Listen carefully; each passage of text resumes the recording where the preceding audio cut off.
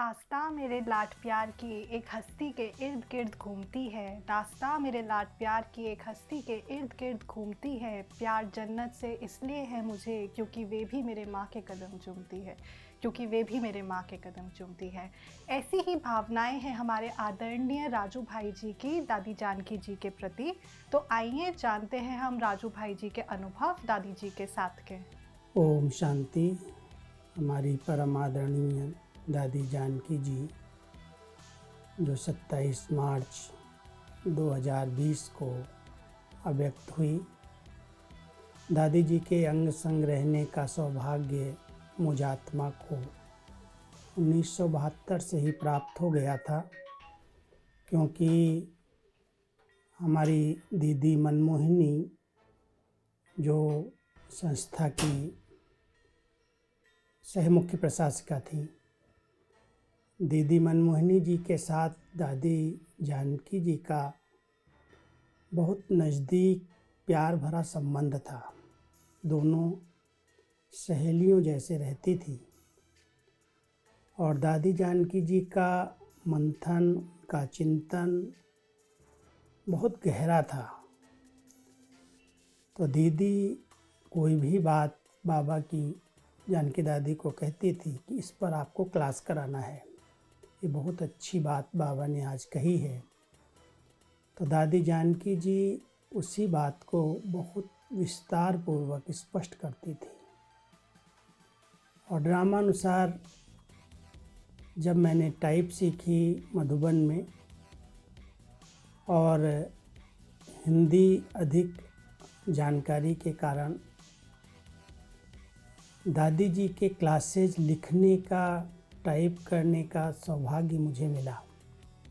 दीदी हमेशा कहती थी, कहीं पर भी दादी जानकी जी क्लास कराती हैं, आपको लिखना है, नोट्स लो और सबके पास भेजो। तो मैं शुरू से ही दादी जी की क्लासेज टाइप करता रहा। हाथ से पहले लिखता, फिर टाइप करता।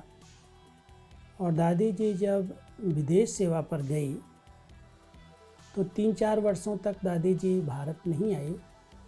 तो वहाँ पर भी जो क्लासेज उनकी होती थी, तो वहाँ की बहनें शार्ट में लिख करके हमारे पास भेज देती थी।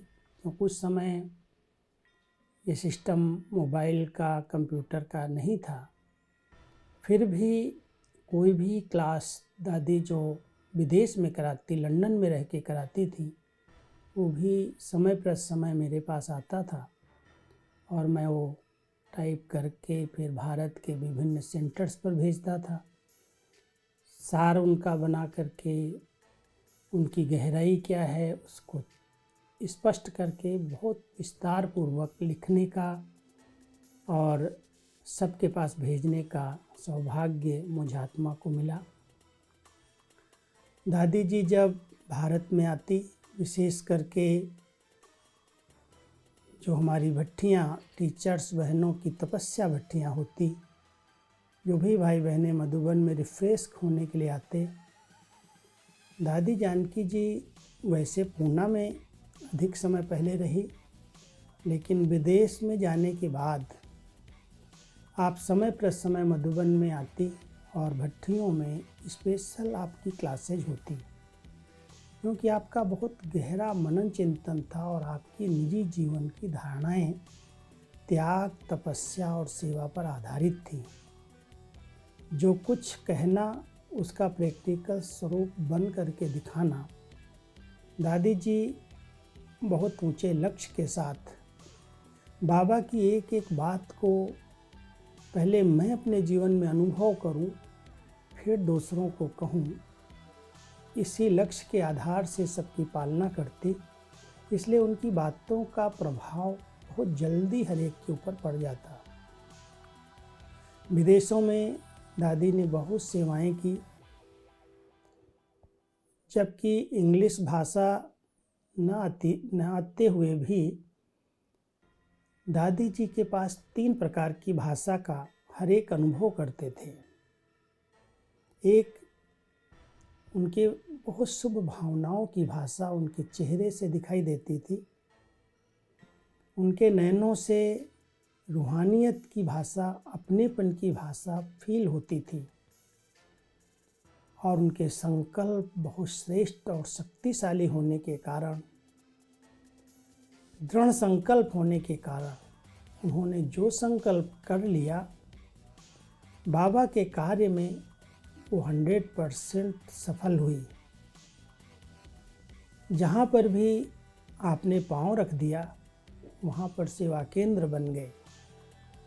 विदेशों में दादी जी ने 1974 से सेवाएं प्रारंभ की और थोड़े ही समय में आपने पूरे विश्व के सभी देशों में भ्रमण किया और जहाँ जहाँ गई वहाँ बाबा की सेवा केंद्र बन गए। आज हमारी 140 देशों में जो सेवाएं चल रही हैं ब्रह्मा कुमारी ईश्वरी विश्वविद्यालय की, मैं समझता हूँ दादी जी ने कोई भी शहर, कोई भी देश नहीं छोड़ा होगा जहाँ उन्होंने भ्रमण न किया हो। एक बार नहीं, कई बार उनका जाना हुआ। भाषा न हो जानते हुए भी उनकी जो भाषण देने की एक विधि थी, एक अपना बनाने की, प्यार देने की, पालना देने की, कहती थी मैं केयर भी करती हूँ, शेयर भी करती हूँ। तो सबकी केयर करना, उनके साथ शेयर करना, कोई भी चला जाए बिना ज्ञान के, रूह रिहान के, वो उनको ऐसे ही जाने नहीं देते थे। बहुत ऊंची पालना देने की उनकी भावनाएं हमने देखी। कोई भी सामने आ जाए उनको कुछ न कुछ ज्ञान रतन देना, पहले उनसे ज्ञान की गहरी रूह रिहान करना, उसके बाद बहुत प्यार भरी मीठी दृष्टि देना, अपने हाथों से टोली खिलाना और विशेष करके सबको बादाम जरूर मिलते थे। जो भी आए दादी जी अपने हाथ से सबको बादाम देती, बादाम की टोली खिलाती, वरदान स्लोगन देती। बहुत सुंदर पालना करने का उनका एक तरीका, उससे सबको बहुत अच्छी भाषण आती थी। चाहे वो देश से, चाहे वो विदेश से, किसी भी भाषा वाले हों, दादी जी के समीप जा कर के ही अपने आप को संपन्न, भरपूर अनुभव करते थे। विदेशों में भी मेरा लंदन में भी 2 बार जाना हुआ। आपने जिस तरह से सेवाओं का विस्तार किया और बाबा के बच्चों में जो बाबा के प्रति प्यार उत्पन्न किया, वो आप विदेश की सेवाओं को देख कर के अनुभव कर सकते हैं।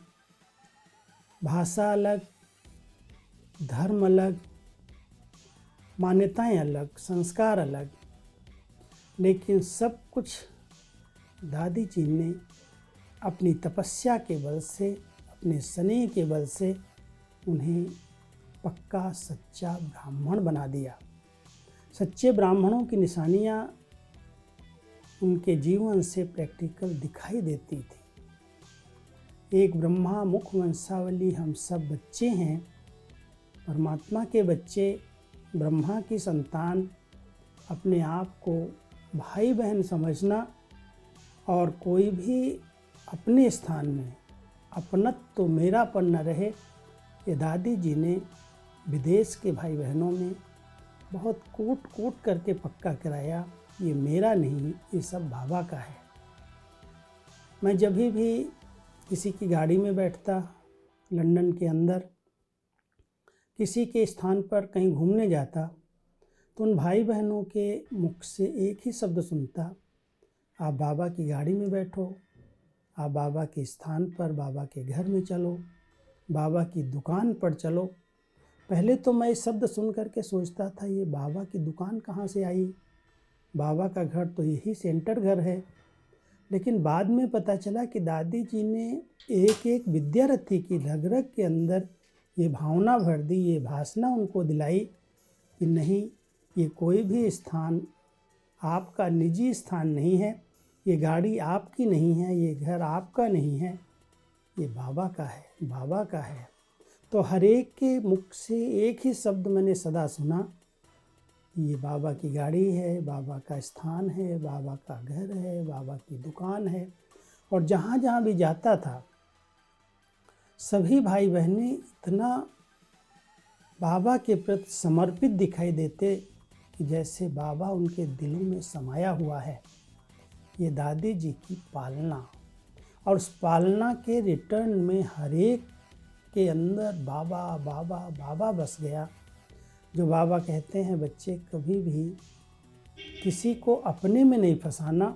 दादी जी कहती थी कि देखो मैं तो किसी में फंसूंगी नहीं, मुझे किसी में फंसना नहीं है, लेकिन मैं ये ध्यान रखती हूँ कि कोई मेरे में न फंस जाए। इतना अटेंशन रखती हैं, पालना देते हुए, भाषणा देते हुए, ज्ञान रत्नों से सबका श्रृंगार करते हुए कोई दादी जी में न फंस जाए, ये ध्यान उन्होंने बहुत अंडरलाइन करके रखा हुआ था। इसलिए सदा कहती थी देखो हमारा सबसे प्यार है, सब अपने हैं, लेकिन मेरा कोई नहीं, ना कोई अपना ना कोई अपनी, मेरा तो एक बाबा दूसरा न कोई। सदा उनके जीवन में इतना असीम त्याग, तपस्या, सेवा की भावना। ब्रह्मा बाबा के नक्शे कदम चलते हुए उन्होंने एक एक बात को ऐसे जीवन में उतारा हुआ था जो उनको देख कर के ये लगता था ये त्याग की मूर्ति हैं। कुछ नहीं मुझे चाहिए, न मान चाहिए, न शान चाहिए, न पद चाहिए, न पोजीशन चाहिए। यहाँ तक कहती थी देखो सफ़ेद कपड़े, खीसा, ये जेब खाली, और मैं हूँ विश्व की मालिक। ऐसा नशा, ऐसी रूहानियत उस आत्मा के जीवन से हम सब ने अनुभव की। कोई चीज़ की परवाह नहीं, कोई अपने लिए कोई नहीं चाहिए। एक बार दादी जी की गाड़ी का, पुरानी गाड़ी का एक्सीडेंट हुआ, तो हमारे एक चालक भाई ने कहा दादी अब इस गाड़ी को हम चेंज कर दें। दादी ने कहा नहीं, ये पुरानी गाड़ी में ही मैं बैठूंगी, इसको ठीक कराओ, इसको रिपेयर कराओ, और लास्ट तक उसको यूज किया। इतनी त्याग वृत्ति, जबकि सब कुछ लोग देने के लिए ऑफर कर रहे हैं दादी जी को, इस गाड़ी में बिठाओ, इस गाड़ी को, लेकिन नहीं। विदेश में भी एक गाड़ी भी अपने पास नहीं रखी। कहती थी सब गाड़ियाँ तो अपनी गाड़ियाँ हैं, जो बाबा के बच्चे गाड़ी लेके आते हैं, कभी किसी में बैठती, कभी किसी में बैठती, अपने लिए क्या चाहिए। तो दादी जी का वो त्याग इस ईश्वरीय विश्वविद्यालय के लिए फाउंडेशन बना। उनकी तपस्या केवल बैठने की नहीं, लेकिन उनके संकल्पों में जो दृढ़ता थी। बाबा कई बार कहते हैं तपस्या के अलग अलग अर्थ होते हैं। तपस्या माना दृढ़ता संपन्न संकल्प। एक बाबा दूसरा न कोई, एक अव्यभिचारी याद, आत्म अभिमानी स्थिति, इसको तपस्या कहा जाता है। ऐसी तपस्वी जीवन दादी जी ने अपनी कर्म में रहते हुए बनाई हुई थी। इसलिए उनकी तपस्या के वाइब्रेशन से बहुत अच्छी देश और विदेश में सेवाओं का विस्तार हुआ। दादी जी को कभी भी किसी स्थान पर कहती थी मेरा तो कहीं कोई स्थान ही नहीं है, मुझे तो बाबा ने किसी एक सेंटर से बांधा ही नहीं है, मेरा तो बेहद में है। और सदा बेहद में रही, किसी स्थान को अपना स्थान समझा। कभी भी मैंने उनके मुख से नहीं सुना ये मेरा सेंटर है, मेरा स्थान है। वो सदा प्राम और बेहद में रह करके बेहद की वैराग्य वृत्ति के आधार से वो सबकी दादी बन गई। जब हम सभी दादी कहते थे प्यार से, कहती थी भाई मैं दादी नहीं हूँ। दादी तो एक दादी प्रकाश मणि ही थी। इतना उनके प्रति उनका रिस्पेक्ट था कि दीदी मनमोहिनी जी थी और दादी केवल दादी प्रकाश मणि थी। मैं तो सबकी बहन हूँ, छोटी बहन हूँ। कभी भी अपने आप को बड़ा नहीं समझा। इतनी निरहंकारी, जो बाबा कहते हैं ब्रह्मा बाबा ने 3 बातों का पुरुषार्थ करके अपनी संपन्नता को, कर्मातीत स्थिति को प्राप्त कर लिया। दादी जी हम सबको एक बात कहती थी कि जब हम कर्मातीत बनेंगे शरीर छूट जाएगा, इससे क्या फ़ायदा। ऐसी कर्मातीत स्थिति हमें नहीं चाहिए। कर्मातीत स्थिति तो मैं चाहती हूँ कि मैं कर्म में रह कर के उसका अनुभव करूँ, और मैं समझता हूँ उन्होंने बहुत समय तक उस कर्मातीत स्थिति में रह कर के सेवाएं की। कर्मातीत स्थिति का अर्थ जो बाबा ने हम सबको बताया है, कर्म के बंधन से अतीत, कर्म से अतीत नहीं। कर्म में तो इतनी एक्यूरेट, इतनी अलर्ट, कितनी भी बड़ी तबीयत में तकलीफ़ हो, शरीर आयु बड़ा हो गया और नेचुरल है, बड़ी आयु के अंदर कभी कोई प्रॉब्लम होती ही है। लेकिन दादी जी कहती थी, देखो दर्द तो होता है, शरीर है, कहीं चोट लग गई, 1-2 बार गिर गई तो चोट तो लगी, कहती थी दर्द होता है लेकिन दुख नहीं होता। बहुत वंडरफुल बात थी कि दर्द तो होगा ही, लेकिन उस दर्द के कारण मैं दुखी हो जाऊं, मैं परेशान हो जाऊं। दादी जी ने उस दर्द को ऐसे पी लिया, कभी भी वर्णन नहीं किया किसी के आगे मुझे दर्द है। तो दादी जी का एक जीवन एक दर्पण था जो अनेक आत्माओं के लिए प्रेरणा स्रोत रहा। दादी जी चलते फिरते और इतनी एक्यूरेट होकर के अपनी दिनचर्या में इतनी एक्यूरेट, अगर उन्होंने किसी को कहा है कि इस समय मुझे मिलना है, इस समय मुझे इस स्थान पर जाना है, तो जैसे घड़ी नहीं पहनी कभी, लेकिन उस टाइम की इतनी एक्यूरेट कि 5 मिनट पहले बाहर खड़ी हैं, गाड़ी वाला आए और मैं जाऊं। कभी भी कोई दादी का वेट करे कि दादी अभी तैयार नहीं हुई, अभी आई नहीं, कभी नहीं देखा। इतनी एक्यूरेट, इतनी अलर्ट और इतनी सेवा का उमंग उत्साह। तबीयत कैसी भी हो, सवेरे नहीं आ सकी क्लास में तो भी शाम को मुझे रोज़ क्लास कराना है, क्लास से मेरे को एनर्जी आती है। बाबा की बातें सुनाना, अनुभव की लेन देन करना। और मैंने देखा, क्योंकि मैंने 2017-18 तक, जब तक दादी जी ने क्लासेस कराई, लगातार कराई और हर क्लास टाइप किया। क्लासेस की ये विशेषता देखी, कुछ न कुछ नवीनता जरूर है। कोई भी रिपीटेशन, कोई शब्द लास्ट दिनों में रिपीट किए हैं, लेकिन कुछ न कुछ उसमें भी नया। अगर ये भी कहा मैं कौन हूँ, मेरा कौन है, ओम शांति के 3 अर्थ बताए, तो उसमें भी कुछ नया, नए ढंग से बताया। बाबा की बातों को स्पष्ट करने का एक जो वंडरफुल तरीका था, उनका अपना मनन, अपना चिंतन, अपना स्वरूप ऐसा बना हुआ था, कथनी और करनी में एक समानता दिखाई देती थी। इसलिए उनकी बातों का बहुत जल्दी प्रभाव पड़ता था। तो दादी जानकी जी को हमने बहुत समीपता से देखा, क्योंकि जब दादी प्रकाश मणि जी अव्यक्त हुई, वैसे 1983 में जब दीदी मनमोहिनी जी अव्यक्त हुई तो दादी यहाँ ही थी, हॉस्पिटल में दीदी के साथ साथ थी। और दीदी जी के पार्थिव शरीर को भी आबू लेकर के आई। उसके बाद बाप दादा जब आए तो कहा कि दीदी के अव्यक्त होने के बाद ये दादी जानकी जी सह मुख्य प्रशासिका के रूप में इस यज्ञ की कारोबार को संभालेंगी, दादी प्रकाश मणि के साथ सहयोगी बनेंगी। लेकिन कह करके बाबा ने कहा, बच्ची को यहाँ नहीं रहना है, ये भारत में नहीं रहेंगी, ये विदेश में जैसे रह रही हैं वहीं रहेंगी। सिर्फ सह मुख्य प्रशासिका का टाइटल दिया, और जब सहयोग की ज़रूरत पड़ेगी तो विदेश से आएंगी।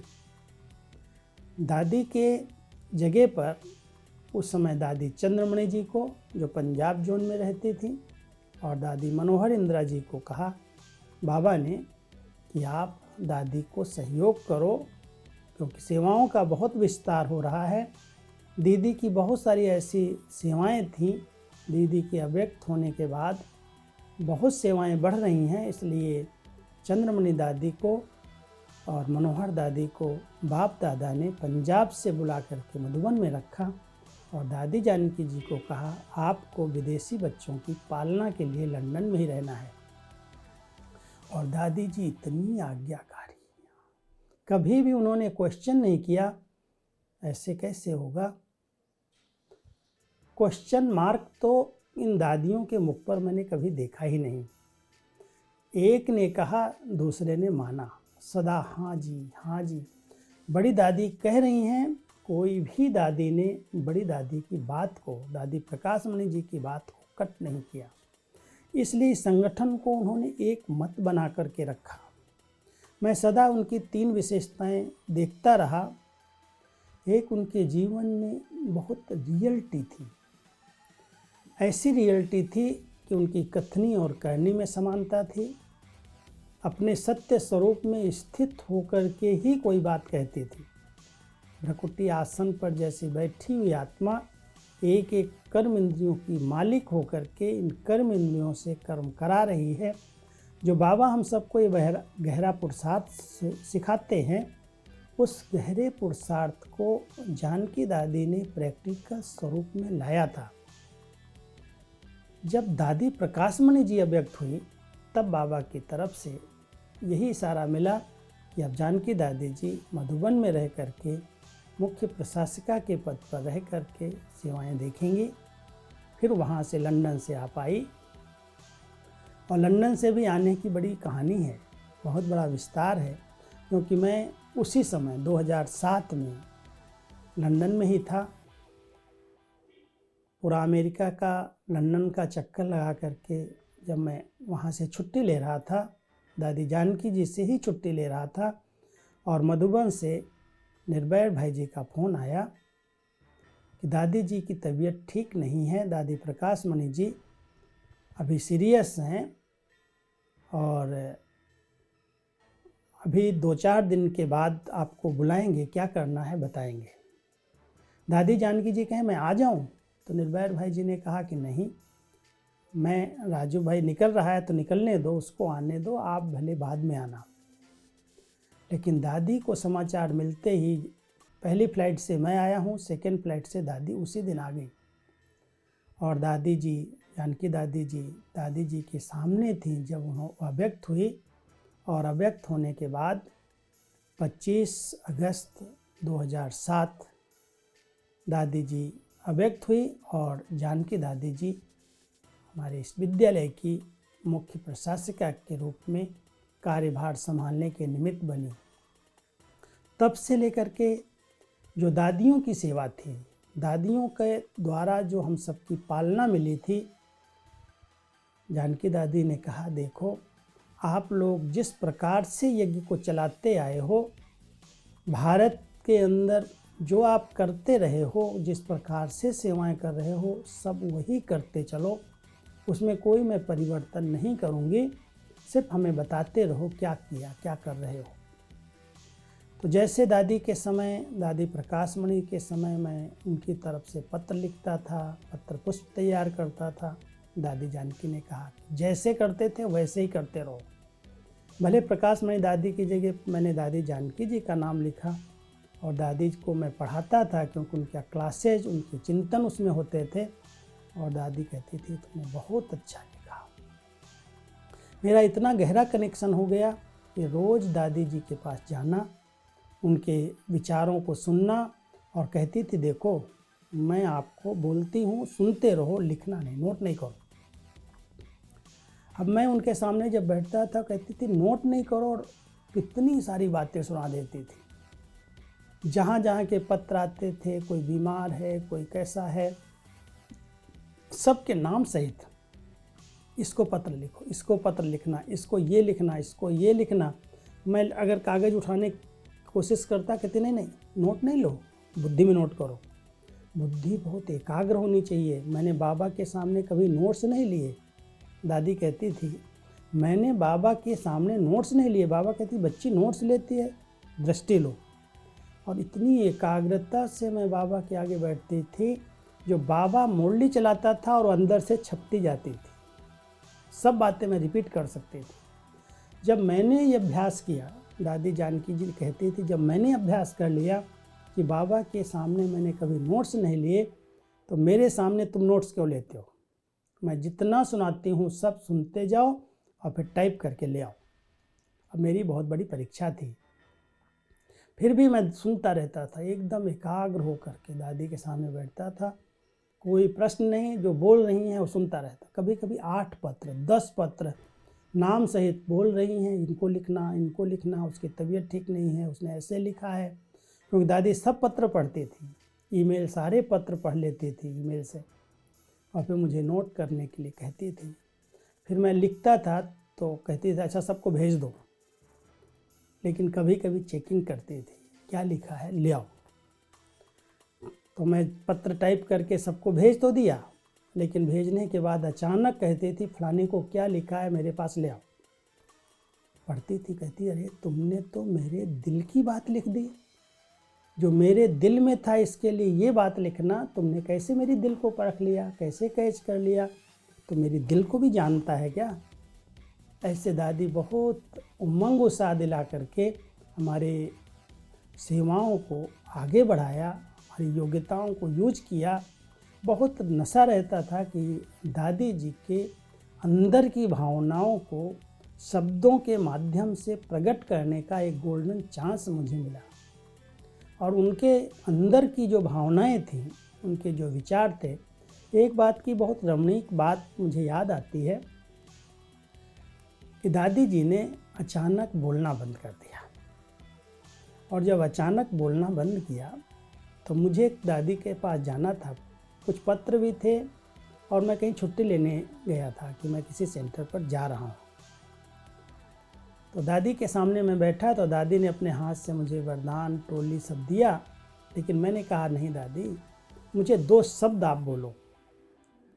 लेकिन वो बोलना ही बंद किया हुआ था, बोलती नहीं थी, कुछ नहीं बोलती थी। तो मेरे मुख से निकला दादी अगर आप नहीं बोलोगी ना तो मैं ये पत्र व्यवहार आपकी तरफ से लिखना बंद कर दूँगा।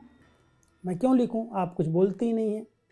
तो मेरी तरफ ऐसे दृष्टि देती रही, फिर भी नहीं बोली। ड्रामा अनुसार 2-3 दिन के बाद मैं तो वहाँ से छुट्टी लेके चला गया। हंसा बहन जी दादी जी को लेके लंदन चली गई, क्योंकि यहाँ उन्होंने बोलना ही बंद कर दिया था। 4-5-6 दिन से बोलती नहीं थी, कुछ नहीं बोलती थी। और डॉक्टर समझते थे शायद कोई ये आवाज़ की जो नस है बंद हो गई होगी, कुछ ब्लॉकेज हुआ होगा। अब यहाँ डॉक्टर्स को पता ही नहीं चलता था कि आवाज़ क्यों बंद हो गई, बोलना क्यों बंद किया। और मैंने दादी जी को याद दिलाया कि दादी जी आप तो कहती थी कि मैं तो अंत समय में शरीर छोड़ने के बाद मेरी अर्थी भी बोलेगी, आप ऐसे कैसे बंद कर सकती हैं? अब बोलना बंद करेंगी तो मैं आपकी तरफ से क्या लिखूँगा। ऐसे बहुत अच्छी रूह रिहान करके मैं तो चला गया। लेकिन जब दादी लंदन पहुंची, लंदन में जाते ही उनकी आवाज़ खुल गई, वहाँ क्लासेज कराने लगी। और फिर जाते कमरे में कहती है तुम राजू को फ़ोन लगाओ, हंसा बहन को बोलती है। तो वहाँ से लंदन से मेरे को वीडियो कॉल किया, और मैं भी कहीं सेंटर पर ही था, बाहर ही था। जब वो वीडियो कॉल देखा तो दादी बड़ी ज़ोर से हंसी और हंस के कहती है देख मैं बोलने लगी हूँ, तुम कहता था ना बोलोगी नहीं, तो मैं बोलने लगी हूँ, और तुम मेरे कमरे में क्यों आ गया, मैं अभी तैयार नहीं हुई हूँ। मैंने कहा दादी मैं कमरे में नहीं आया हूँ, मैं तो वीडियो से आपसे मिल रहा हूँ। अच्छा वीडियो से मिला है, तो ऐसे लगता है तो मेरे सामने बैठा है। ऐसी 2 जोड़ अच्छी तरह से हंस करके बात किया। मुझे बहुत खुशी हुई कि देखो यहाँ पर बोलना बंद किया और विदेश में जाते ही कौन सी जादू हो गई। सब प्रकार की क्लासेज कराना, इतनी अच्छी क्लासेज वहाँ जाके कराई। सचमुच ये कमाल हमारे बाबा की है, हमारी दादियों की है। उनके अंदर जो रग रग में बाबा और यज्ञ भरा हुआ था, उन्होंने यज्ञ को कितना विस्तार दिया, कैसे सेवाओं को आगे बढ़ाया, और सदा एक ध्यान अंत तक रखती रही कि यज्ञ में किसी भी चीज़ की कमी नहीं पड़नी चाहिए। कभी कभी कहती थी देखो बाबा ने इनको बुला लिया, इनको बुला लिया, सबको तो वीज़ा दे दिया, मेरे को नहीं देता है, पता नहीं मेरे को क्यों बिठा के रखा, मेरी इतनी बड़ी आयु हो गई। तो हम लोग हंसते थे, दादी आपके बैठने में बहुत अच्छा। कहते क्या अच्छा है? दादी आपके बैठने से यज्ञ भंडारा भरपूर है, सब कुछ तो बाबा आपको, आप जहाँ जाते हैं इतना सब भरपूर करके आते हैं। तो हंसती थी, मुस्कराती थी। मैंने देखा दादी जी के रग रग में यज्ञ संपन्न रहे, भरपूर रहे, किसी भी प्रकार की कमी न पड़े, उनके अंदर की भावना यही रही। इसलिए कहीं भी जाती, इतनी बड़ी उम्र में, 105 साल की उम्र में, फरवरी मास लास्ट पूना में गई, और उसके बाद तो 1 मास 1.5 मास कहीं जा नहीं पाई। लेकिन फिर भी लास्ट तक मुझे वहाँ से हॉस्पिटल से भी फ़ोन करती थी कि राजू तुम ये लिखना, मेरी तरफ से लिखना, मैं बिल्कुल ठीक हूँ, मुझे कोई तकलीफ़ नहीं है। कभी भी उन्होंने ये नहीं कहा कि मैं हॉस्पिटल में हूँ, मैं बीमार हूँ, कभी भी नहीं। एक बार बीमार पड़ी, कहती है सबको लिख दो, ये डॉक्टरों का हिसाब किताब है, मैं बीमार नहीं हूँ। बहुत अंदर का उमंग कहें, उत्साह कहें, निश्चय कहें, नशा कहें, दादी जी के जीवन से दिखाई देता था। वो जितनी रियलिटी उनके जीवन में थी, अंदर और बाहर एक थी, उतनी रॉयल्टी दिखाई देती थी। और इतनी रॉयल्टी कि किसी के आगे हाथ थोड़ी फैलाना है, मास्टर दाता बाबा के समान देने की भावना, देते जाओ, अपने आप सब करेंगे। यज्ञ को भरपूर करने का तरीका किसी से मांगा नहीं, लेकिन उनकी पालना ऐसे की, उनको इतना सब कुछ दिया जो देने के बिना वो रह न सके। तो दादी जी के जीवन में वो रॉयल्टी थी, और साथ साथ उनके अंदर था कि मुझे यज्ञ को निर्विघ्न बनाने के लिए संगठन को एक सूत्र में पिरो करके रखना है। यूनिटी जो है वो बहुत आवश्यक है। तो रॉयल्टी और यूनिटी, इन तीनों चीज़ों से की विशेषताओं से संपन्न आत्मा दादी की हमने देखी। यूनिटी के लिए उन्होंने 2 बातों पर बहुत ध्यान खिंचवाया। एक तो फेथ, आपस में इतना विश्वास के आधार से यज्ञ को इतना आगे बढ़ाया। विश्वास इस यज्ञ की धुरी है, नींव है, और उन्होंने हम सभी पर इतना विश्वास रखा कि ये जो लिखेंगे, ये जो करेंगे वो बिल्कुल राइट करेंगे, और विश्वास पात्र बना करके रखा। इसलिए यूनिटी में हम रहे, और साथ साथ दिल का सच्चा स्नेह, और स्नेह के साथ साथ सम्मान दिया। ये हमारे संगठन के एकता को एक सूत्र में बांधने की बहुत आवश्यक 3 विधियां हैं कि हम हर एक आत्मा को सच्चे दिल का निस्वार्थ प्यार दें, उनको इतना गहरा सम्मान दें, और साथ साथ उन पर विश्वास रखें। इन्हीं विशेषताओं के आधार से दादी जानकी जी ने दादी प्रकाश मणि जी के बाद यज्ञ को इतना भरपूर किया, इतना आगे बढ़ाया।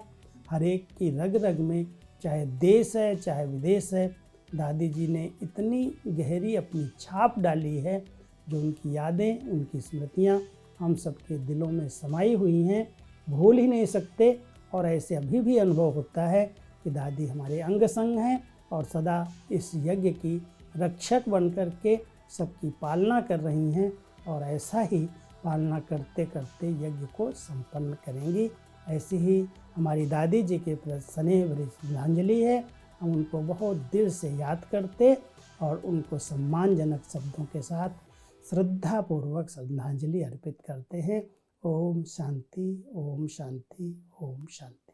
तो हम सभी ने राजू भाई जी के सुंदर सुंदर अनुभव जाने, और हम समझते हैं कि हम भी दादी जी की धारणाओं को, उनके मूल्यों को अपने जीवन में धारण करेंगे, और हम सभी को इन अनुभवों से खूब प्रेरणा मिली। तो हम ऐसे ही अनुभव और लेकर के आपके साथ हाजिर होते रहेंगे। तब तक के लिए नमस्कार।